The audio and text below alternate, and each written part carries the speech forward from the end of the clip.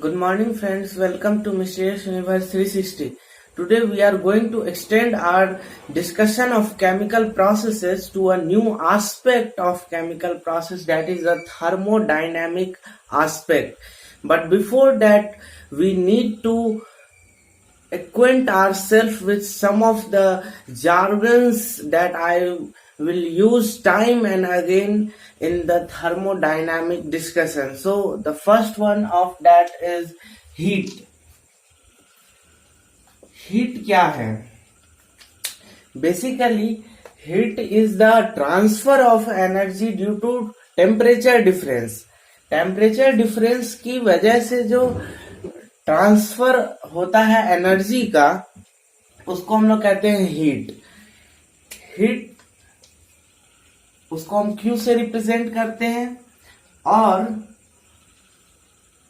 Amount of heat required to increase the temperature of 1 mole of substance through 1 degree Celsius or 1 Kelvin or 1 unit temperature is known as molar heat capacity. And one more thing जो हमें इस heat के बारे में जानना चाहिए कि heat is the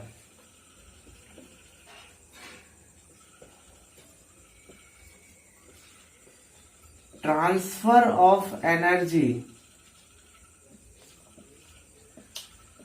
making use of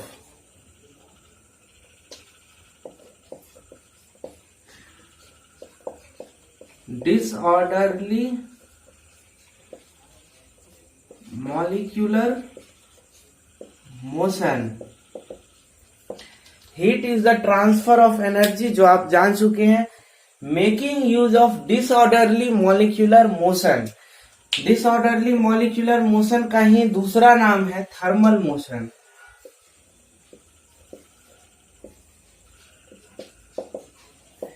इसका क्या मतलब हुआ? हीट जो ट्रांसफर होगा फ्रॉम सिस्टम टू सराउंडिंग, तो वहां पे अगर ये सिस्टम है, दिस इज आवर सिस्टम, और ये सराउंडिंग है, तो जब हीट का ट्रांसफर होगा from system to surrounding as a result of temperature difference, तो यहाँ पे जो मॉलिक्यूल्स, सराउंडिंग के जो मॉलिक्यूल्स, पार्टिकल्स होंगे, उनका जो मोशन होगा वो डिसऑर्डर्ड होगा. इस चीज का बहुत ही ज्यादा इंपॉर्टेंस है. Heat is the transfer of energy making use of disorderly molecular motion. और उसमें जो हमें ध्यान देना है कि heat energy required to raise the temperature of 1 mole of substance through unit और थ्रू 1 डिग्री सेल्सियस और 1 kelvin is known as heat capacity. इसको हम लोग कहते हैं हीट कैपेसिटी.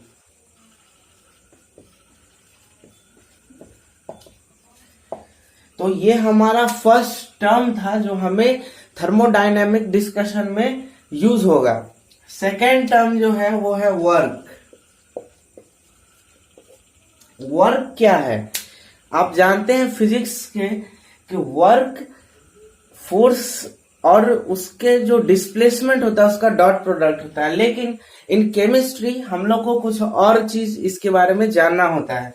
वर्क, जिस तरह से heat is the transfer of energy making use of disorderly molecular motion, similarly work is the transfer of energy making use of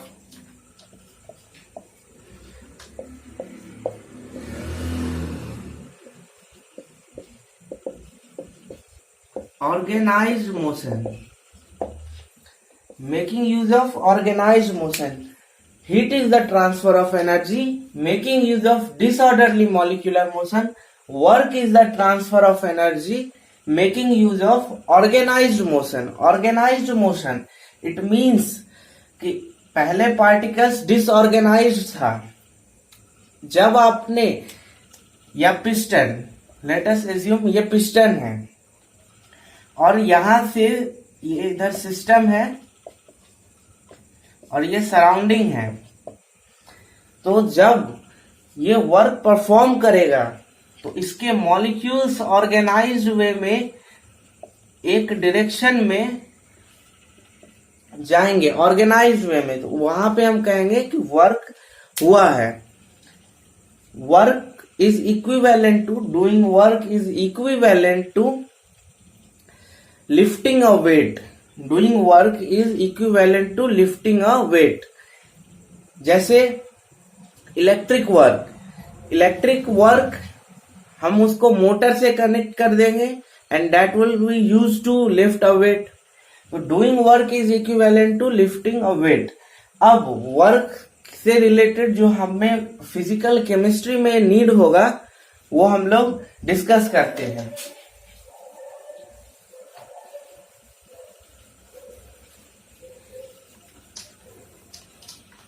okay, ये एक पिस्टन है, लेट अस अज्यूम, सॉरी, ये एक cylinder है और उसमें ये पिस्टन लगा है।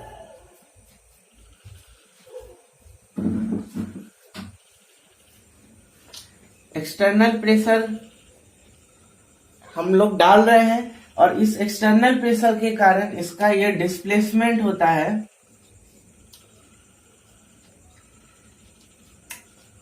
ये डिस्प्लेसमेंट होता है इसका एरिया ऑफ क्रॉस सेक्शन है A, area of cross section is ए।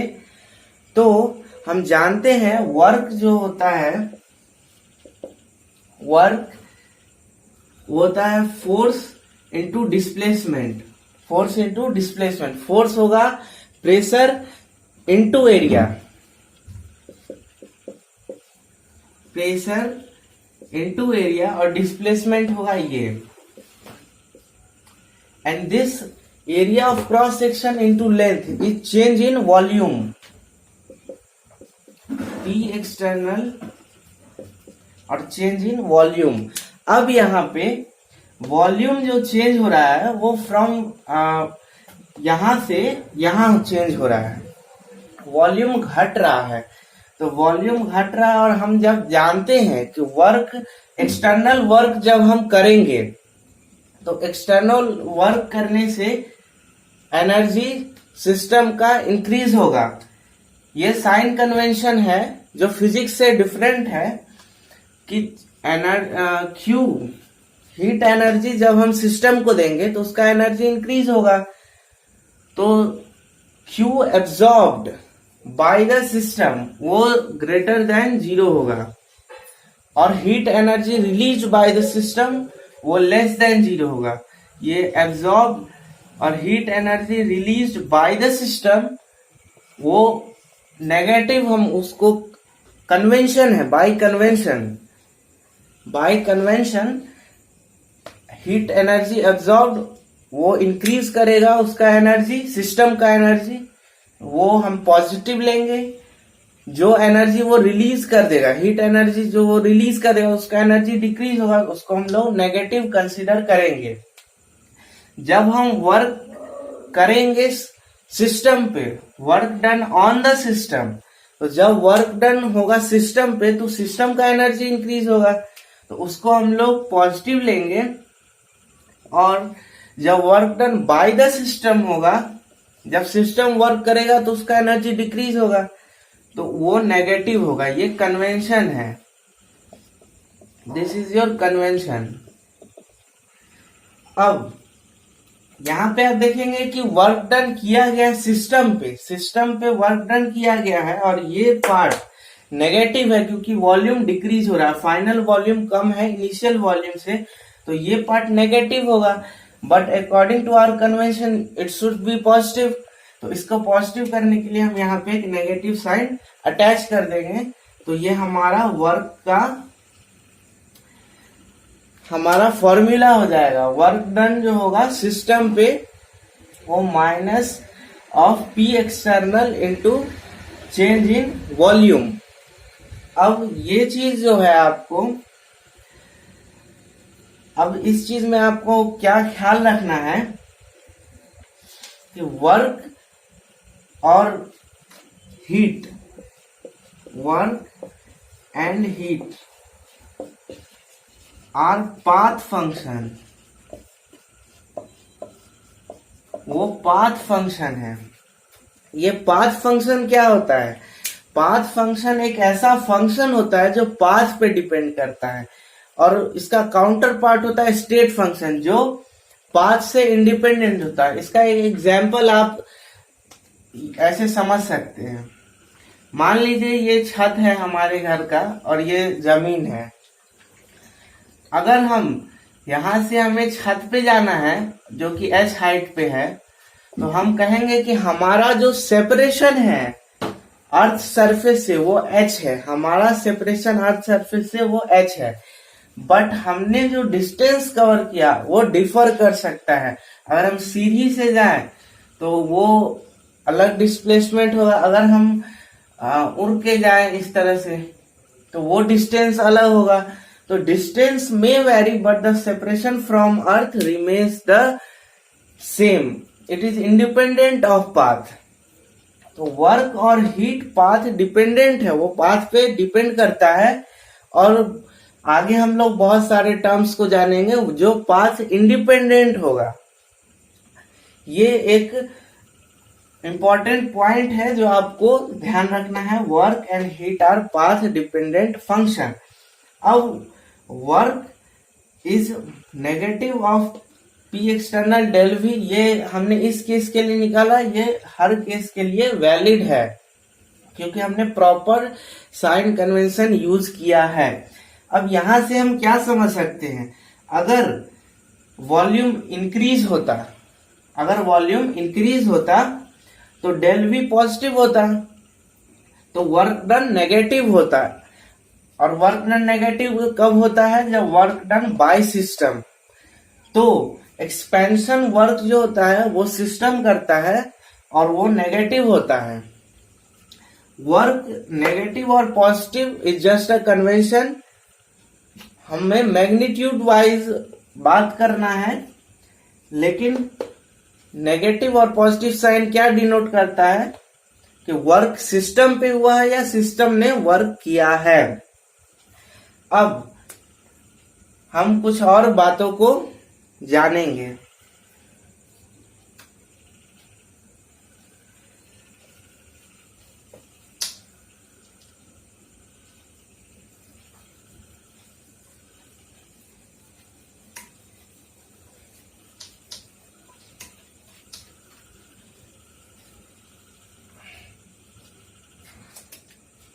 अब हम जानते हैं work is equal to negative of P external del V. अब इसको हम कैसे कैसे वेरी कर सकते हैं, इस चीज के साथ हम कैसे कैसे काम कर सकते हैं उसको समझते हैं। अगर प्रोसेस दो तरीके का हो सकता है, एक होता है इरिवर्सिबल प्रोसेस,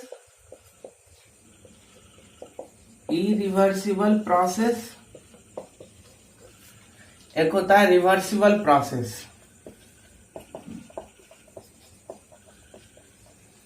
अब ये दोनों टर्म क्या है? इरिवर्सिबल प्रोसेस और रिवर्सिबल प्रोसेस क्या है?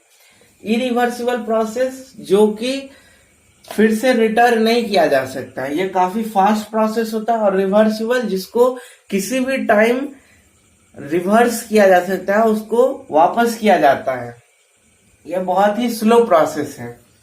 अब इरिवर्सिबल प्रोसेस और रिवर्सिबल प्रोसेस में थर्मोडायनामिकली हम इस पे कैसे डिस्कस कर सकते हैं। इरिवर्सिबल प्रोसेस में जो प्रेशर डिफरेंस होता है, गैस का प्रेशर और एक्सटर्नल प्रेशर, वो काफी बड़ा होता है। इट मे बी पॉसिबल कि एक्सटर्नल प्रेशर गैसियस प्रेशर से कम हो या फिर एक्सटर्नल प्रेशर गैसियस प्रेशर से ज्यादा हो, लेकिन उसके बीच का डिफरेंस बहुत ज्यादा होता है। रिवर्सिबल प्रोसेस क्या है? वैसा प्रोसेस जिसमें एक्सटर्नल प्रेशर इंटरनल प्रेशर से यानी गैसियस प्रेशर से बहुत ही थोड़े से वेरी करता है। हम उसको लिखते हैं pressure external is equal to internal pressure plus minus DP. मतलब ये इनफाइनाइटसिमली वेरी करता है, इससे थोड़ा सा बड़ा, इससे थोड़ा सा छोटा हो सकता है एक्सटर्नल प्रेशर। ये रिवर्सिबल प्रोसेस के लिए और इरिवर्सिबल प्रोसेस के लिए एक्सटर्नल प्रेशर और इंटरनल प्रेशर के बीच का डिफरेंस सिग्निफिकेंट होता है। अब जब प्रेशर वेरी करेगा तो क्या होगा, जैसे लेट अस अज्यूम कि प्रेशर इस तरह से वेरी कर रहा है। प्रेशर वॉल्यूम ग्राफ जो हम स्टडी करते हैं वर्क डन कैलकुलेट करने के लिए, उसको हम लोग कहते हैं इंडिकेटर डायग्राम।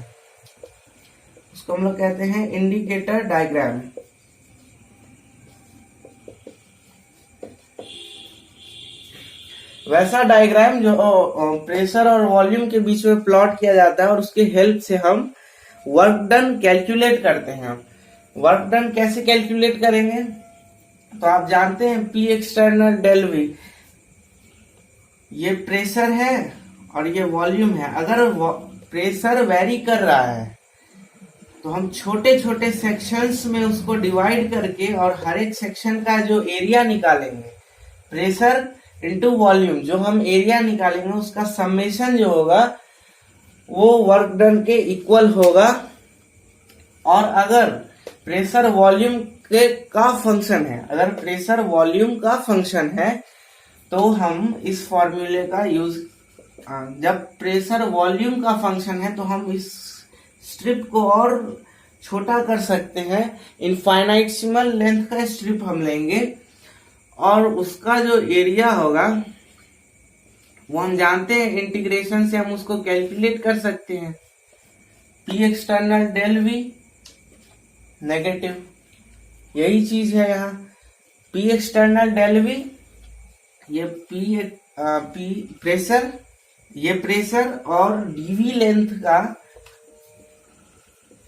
हमने स्ट्रिप लिया है, तो प्रेशर इंटू dV ये इसका एरिया होगा। और जब हम इस छोटे छोटे स्ट्रिप का समेशन करेंगे, इंटीग्रेशन, तो वो हमें वर्क डन देगा।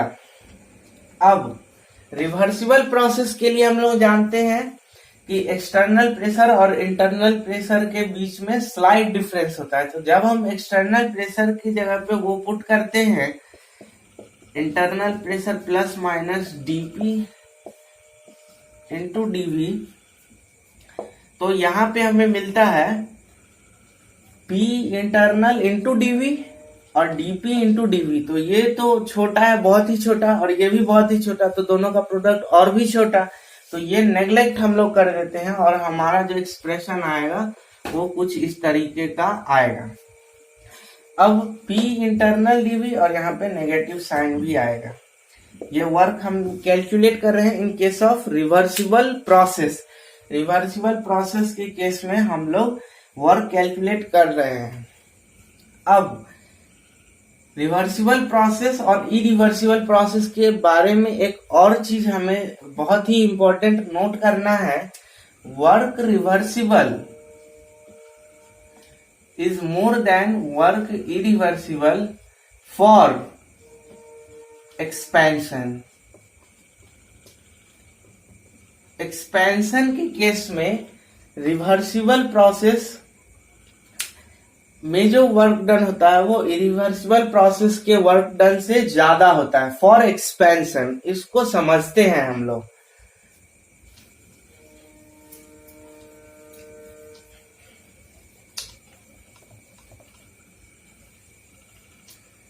हम लोग जानते हैं कि रिवर्सिबल प्रोसेस में एक्सटर्नल प्रेशर जो होता है वो इंटरनल प्रेशर से इनफाइनाइटसिमली वेरी करता है। अगर इस चीज को एक्सपेंड करना है, इधर से प्रेशर लग रहा है एक्सटर्नल और इधर से गैस प्रेशर इंटरनल प्रेशर, तो अगर इस चीज को एक्सपेंड करना है, तो ये प्रेशर ज्यादा होना चाहिए इससे। तो इंटरनल प्रेशर P एक्सटर्नल से ज्यादा होना चाहिए, मतलब P external should be equal to P internal minus dP means internal pressure से एक्सटर्नल प्रेशर कम होना चाहिए। तो इरिवर्सिबल प्रोसेस के लिए और रिवर्सिबल प्रोसेस के लिए हमें समझना है कि वर्क डन रिवर्सिबल का ज्यादा क्यों होता है, इरिवर्सिबल का कम क्यों होता है। तो इस चीज को तो हम जान रहे हैं कि इंटरनल प्रेशर को ज्यादा होना पड़ेगा, इंटरनल प्रेशर को ज्यादा होना पड़ेगा एक्सटर्नल प्रेशर से। ये फर्स्ट कंडीशन है, इंटरनल प्रेशर को एक्सटर्नल प्रेशर से ज्यादा होना होगा। तो एक्सटर्नल प्रेशर सबसे करीब कब पहुंच सकता है, जब वो इंटरनल प्रेशर के से थोड़ा सा कम हो। इरिवर्सिबल प्रोसेस के लिए इंटरनल प्रेशर और एक्सटर्नल प्रेशर का डिफरेंस सिग्निफिकेंट होना चाहिए, और इसमें इंटरनल प्रेशर और एक्सटर्नल प्रेशर का डिफरेंस इनफाइनाइटसिमल है। तो कौन ज्यादा होगा, इरिवर्सिबल प्रोसेस के केस में जो एक्सटर्नल प्रेशर होगा वो ज्यादा होगा, या रिवर्सिबल प्रोसेस के केस में जो एक्सटर्नल प्रेशर होगा वो ज्यादा होगा। कौन ज्यादा होगा, वो रिवर्सिबल प्रोसेस के केस में जो एक्सटर्नल प्रेशर है वो ज्यादा होगा, क्योंकि ये इंटरनल प्रेशर से थोड़ा सा कम है, और इरिवर्सिबल प्रोसेस के लिए उसे बहुत ज्यादा कम होना होगा। ठीक है, तो हम जान रहे हैं कि एक्सपेंशन के लिए एक्सटर्नल प्रेशर का मैक्सिमम वैल्यू ये हो सकता है, मैक्सिमम वैल्यू एक्सटर्नल प्रेशर का ये हो सकता है। तो maximum work done magnitude wise, magnitude wise अगर आप ये सोचेंगे कि वर्क डन तो हमने पढ़ा है minus P external del V, ये हमने पढ़ा है, तो ये तो नेगेटिव है, तो ये क्वांटिटी जितना ज्यादा होगा वर्क डन उतना कम होगा। मैं बोल रहा हूं magnitude wise reversible work irreversible work से ज्यादा होगा, क्योंकि उसमें एक्सटर्नल प्रेशर इरिवर्सिबल के कंपैरिजन में ज्यादा होगा। तो ये हमारा था ऑल अबाउट वर्क, ये हमारा था वर्क के बारे में, इतनी बातों को हमने जाना। अब हमारा नेक्स्ट टर्म आता है इंटरनल एनर्जी, और इंटरनल एनर्जी जो होता है थर्मोडायनेमिक्स में, वो सिस्टम का जो टोटल एनर्जी होता है, total energy of system, total energy of a system is it's internal energy, उसको हम यू से डिनोट करते हैं। इंटरनल एनर्जी जो होता है वो total energy of A system, system का टोटल एनर्जी ही इंटरनल एनर्जी होता है उसका। ये एक स्टेट फंक्शन है।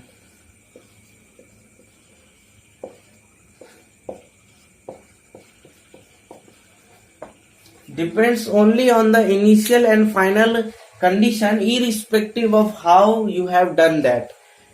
आप वहां तक कैसे पहुंचे वो मैटर नहीं करता है, बस इनिशियली उसका क्या एनर्जी है और फाइनली उसका क्या एनर्जी है ये मैटर करता है। जैसा मैंने बताया कि total energy of A system, तो ये एनर्जी हो सकता है kinetic energy, potential energy,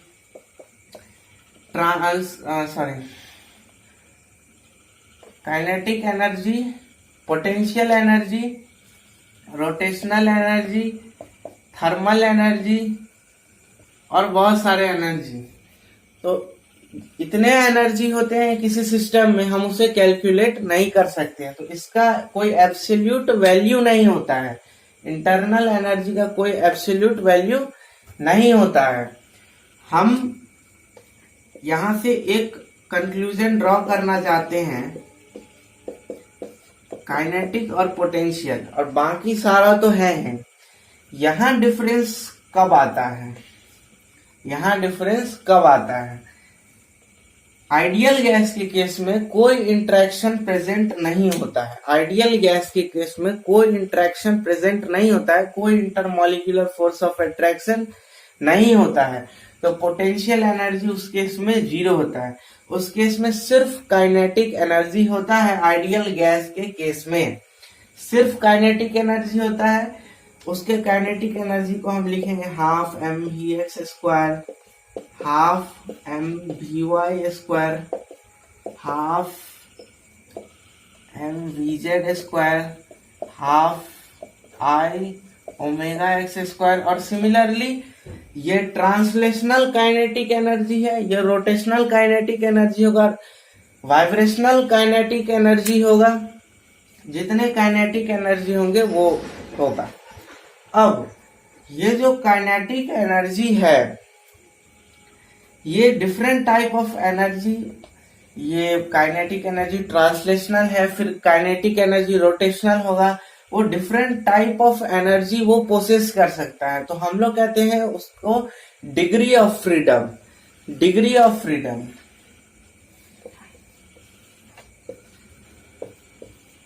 degree of freedom, कितने एनर्जी वो पोसेस कर सकता है, that is its degree of freedom. Translational kinetic energy 3 वो पोसेस कर सकता है, एक्स, वाई और जेड डायरेक्शन में। तो उसका डिग्री ऑफ फ्रीडम, अगर रोटेशनल नहीं है तो उसका डिग्री ऑफ फ्रीडम 3। अगर रोटेशनल आ जाए तो 3 डिग्री ऑफ फ्रीडम ट्रांसलेशनल और 3 डिग्री ऑफ फ्रीडम रोटेशनल। तो डिग्रीज ऑफ फ्रीडम हम एफ से उसको डिनोट करते हैं, और वो होता है कितने एनर्जी वो पोसेस कर सकता है, that is its degree of freedom. और degree of freedom monoatomic, diatomic, polyatomic सबके लिए अलग अलग होता है। तो हम उसको अभी यहाँ पे समराइज कर देते हैं एक जगह मैं उसे समराइज कर देता हूँ।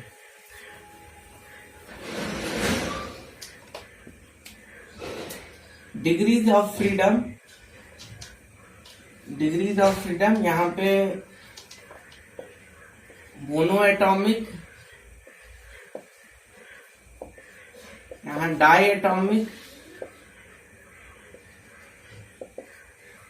पॉली एटॉमिक,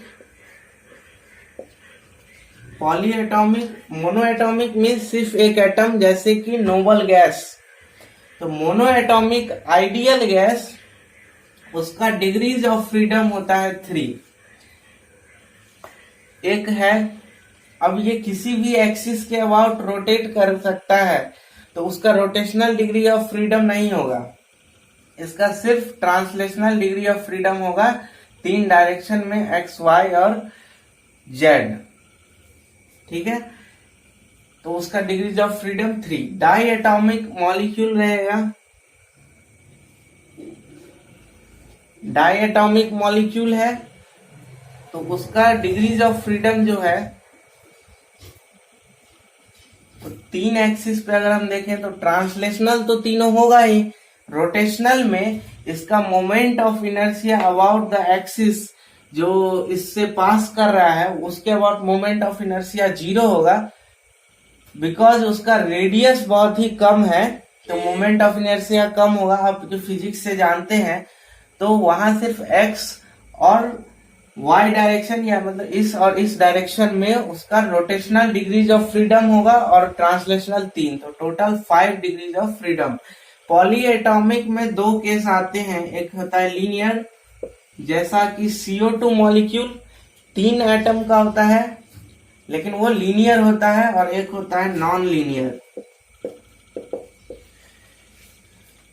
लीनियर इसी केस के तरह होगा, तो उसका डिग्रीज ऑफ फ्रीडम 5।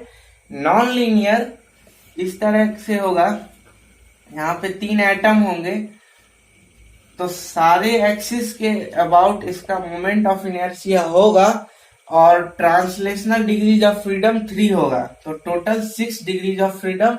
और वाइब्रेशनल डिग्रीज ऑफ फ्रीडम हम हाई टेम्परेचर पे नोट करते हैं, हमें केमिस्ट्री में उसका यूज अभी नहीं है। ठीक है, तो ये पॉइंट आप नोट कर लीजिए, ये डिग्रीज ऑफ फ्रीडम है। और अब मैं क्या बताने वाला था उसके बारे में, वो अब बताता हूं मैं।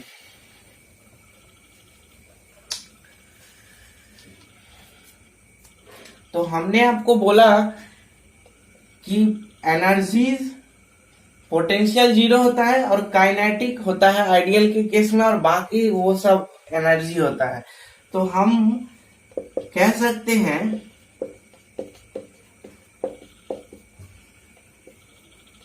जितने भी एनर्जी होंगे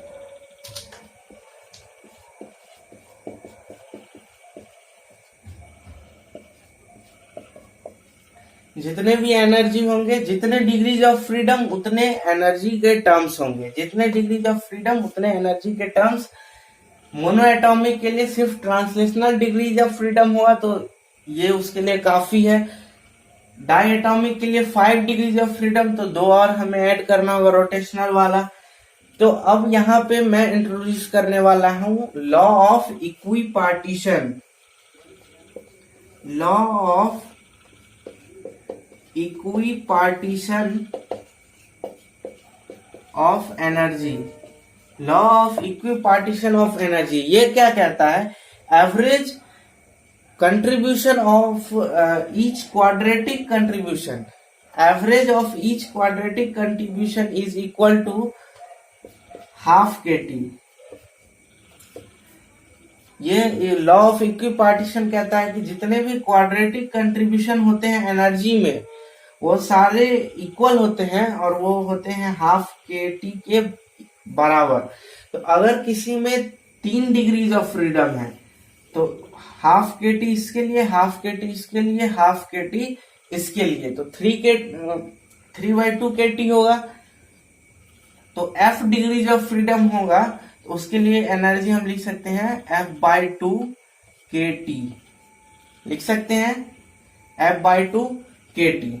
यहाँ के क्या है? बोल्ट्जमैन्स कांस्टेंट 1.38 इंटू 10 की पावर 23, ये होता है बोल्ट्जमैन्स कांस्टेंट।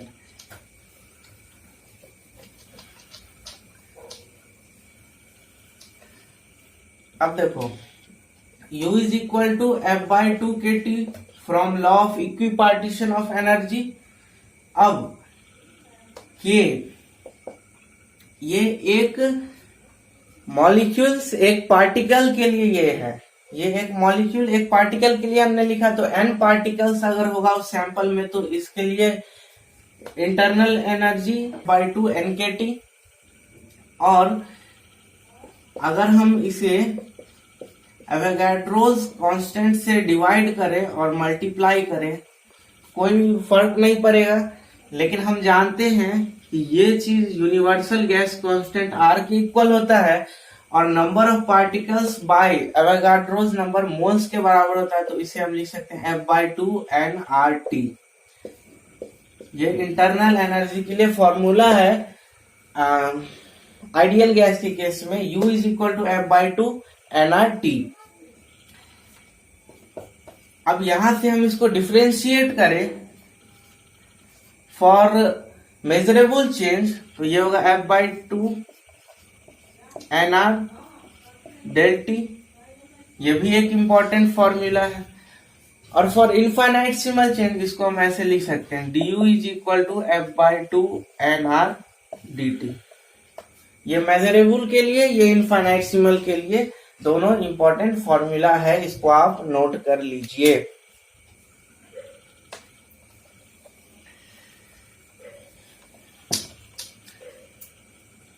अब देखो मैं यहाँ पे क्या इंट्रोड्यूस करने वाला हूं। Do you know isothermal process? Isothermal process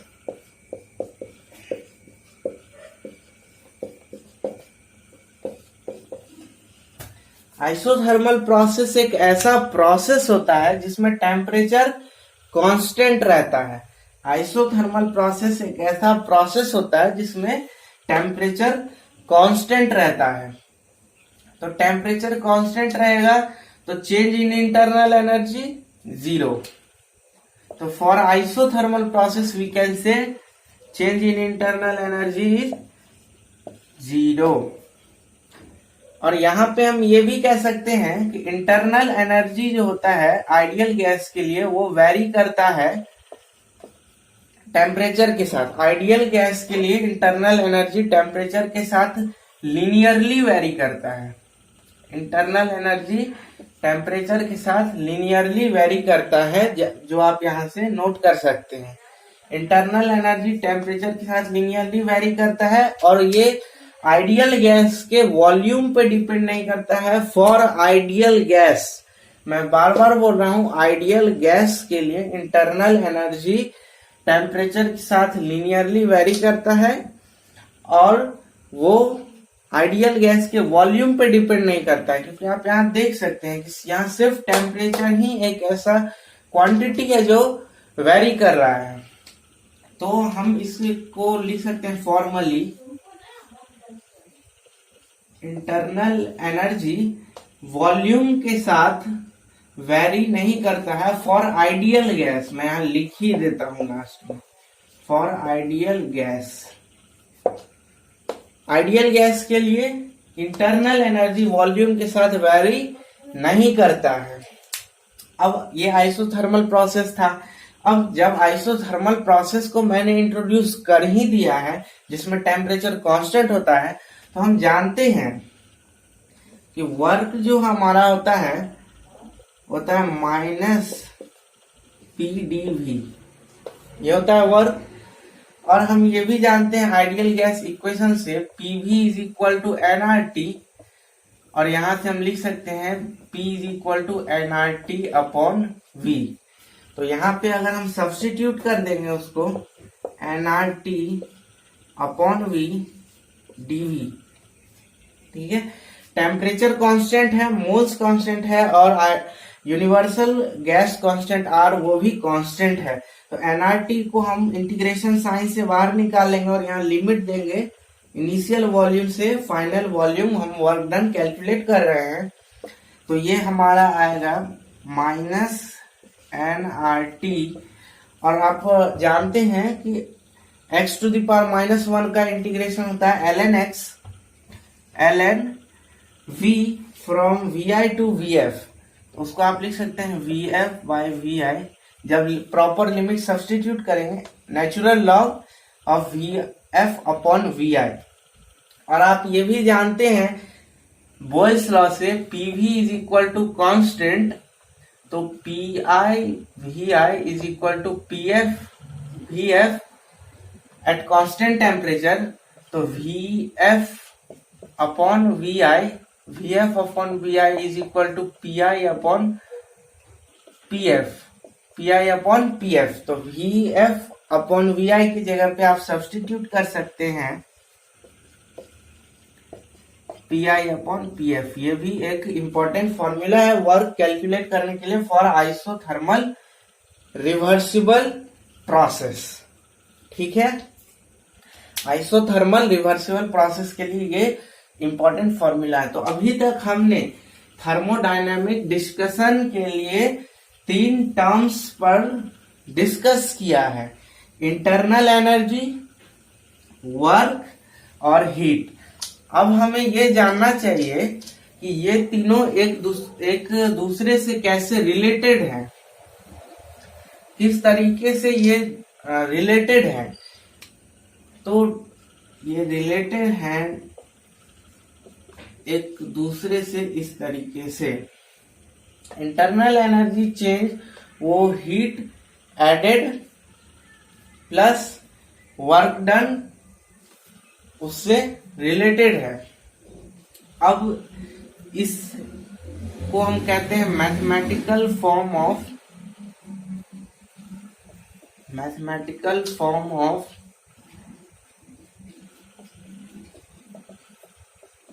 first law of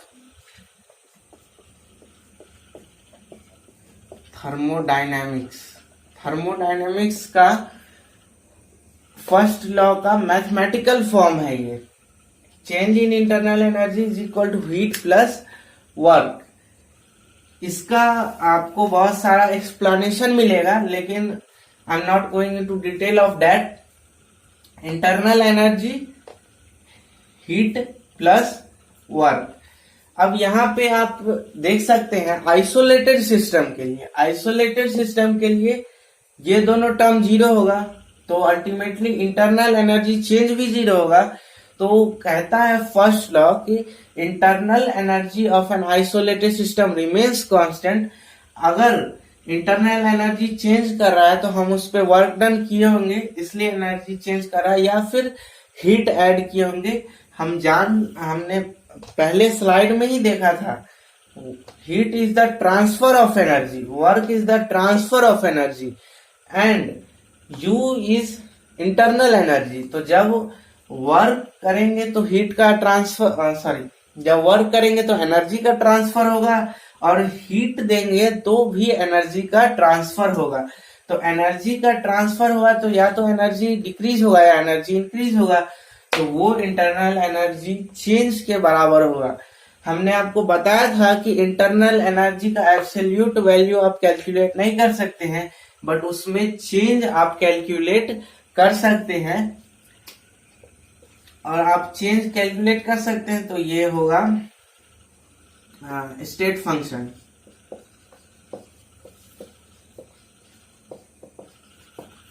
इतनी चीजों को तो जाना आपने, अब इसमें हम कुछ और चीजों को जानते हैं।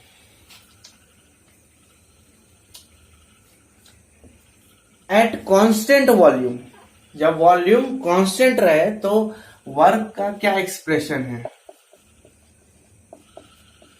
और जब वॉल्यूम कांस्टेंट रहेगा तो ये चेंज इन वॉल्यूम जीरो होगा। इट मींस कि वर्क हमारा जीरो होगा eight constant volume. Eight constant volume work zero होगा, तो कांस्टेंट वॉल्यूम पे वर्क जीरो होगा। तो इसको हम लिख सकते हैं इस तरीके से, ठीक है। अब मैंने आपको फर्स्ट स्लाइड में ही बताया था heat energy required to raise the temperature of 1 mole of substance through 1 degree Celsius is equal to molar heat capacity। तो अगर ये हीट हम कांस्टेंट वॉल्यूम पे दे रहे हैं तो ये भी molar heat capacity at constant volume होगा।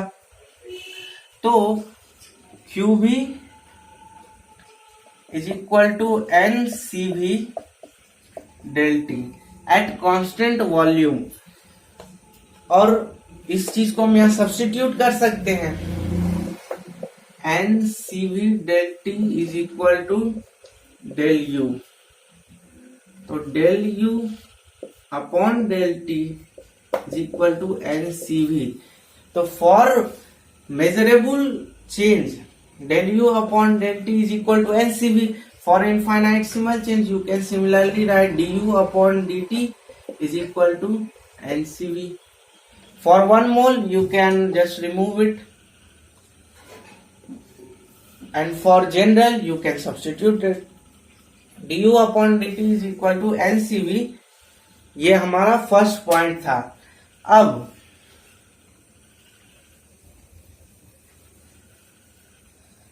अब जबकि हम इन सारी चीजों से वाकिफ हो गए हैं, तो अगर हम अब प्रेशर कांस्टेंट कर देते हैं, वॉल्यूम तो हमने कांस्टेंट कर दिया, अब प्रेशर जब कांस्टेंट करेंगे at constant pressure QP is equal to CP। Constant volume पे QP is equal to CP, at constant pressure QP is equal to CP। तो यहां से आप लिख सकते हैं QP is equal to NCP del T, ठीक है। तो आप यहाँ पे del U आपने पीछे पढ़ा था, NCV del T, del U आपने पिछले स्लाइड में देखा था, NCV del T। और एट कांस्टेंट प्रेशर हम Q के लिए ये सब्स्टिट्यूट कर सकते हैं, तो Q इधर आएगा तो negative NCP del T is equal to work negative of P del V, work negative of P del V। यहां से हम नेगेटिव सेपरेट कर लेंगे, कॉमन लेने के बाद हमारे पास ये आएगा, बताना जरा, ये आएगा। नेगेटिव को हम कैंसिल कर सकते हैं। CP माइनस CV को हम क्या लिख सकते हैं, P del V N del T, ठीक है। आइडियल गैस इक्वेशन से हम जानते हैं PV is equal to NRT.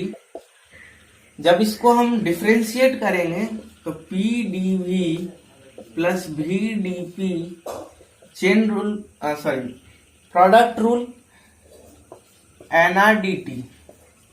चूंकि हमने प्रेशर कांस्टेंट लिया है, अभी इस केस के लिए प्रेशर हमारा कांस्टेंट है, तो डीपी तो जीरो होगा, चेंज इन प्रेशर जीरो, ये टर्म जीरो, पीडीवी एनआरडीटी के इक्वल है। For measurable change you can write P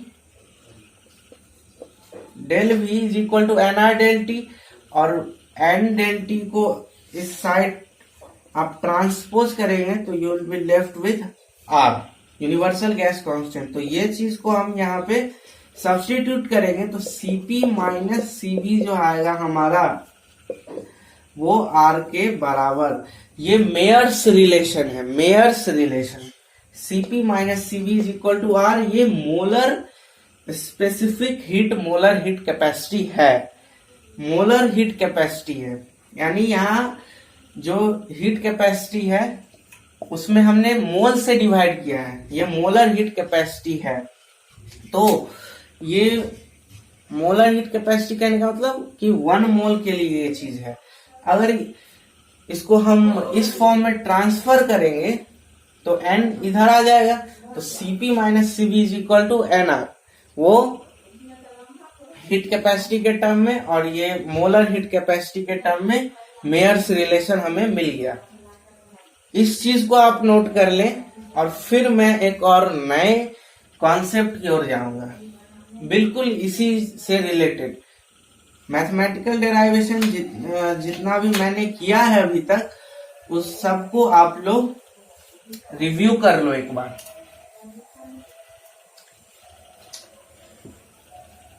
उस सबको आप रिव्यू कर लो, फिर इस स्लाइड में मैं उसका यूज करूंगा।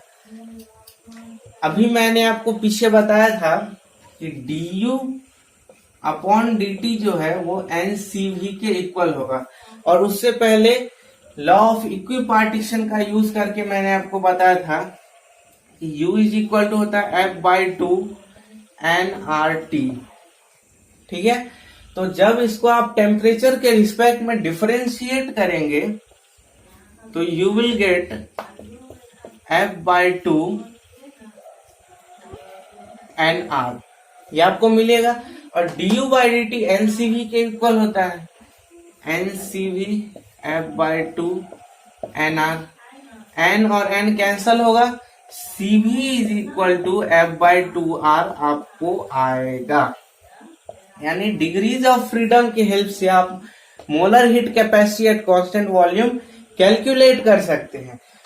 मेयर्स रिलेशन से हम जानते हैं Cp minus Cv is equal to R, तो Cv तो यहां हम निकाल चुके हैं, तो Cp हो जाएगा R प्लस Cv, और Cv की जगह पे आप ये सब्स्टिट्यूट कर देंगे तो आपको मिल जाएगा F/2 प्लस 1 R आ जाएगा कॉमन, ये Cp के लिए फॉर्मूला हो जाएगा। और फिर मैं यहाँ पे इंट्रोड्यूस करूंगा हीट कैपेसिटी रेशियो,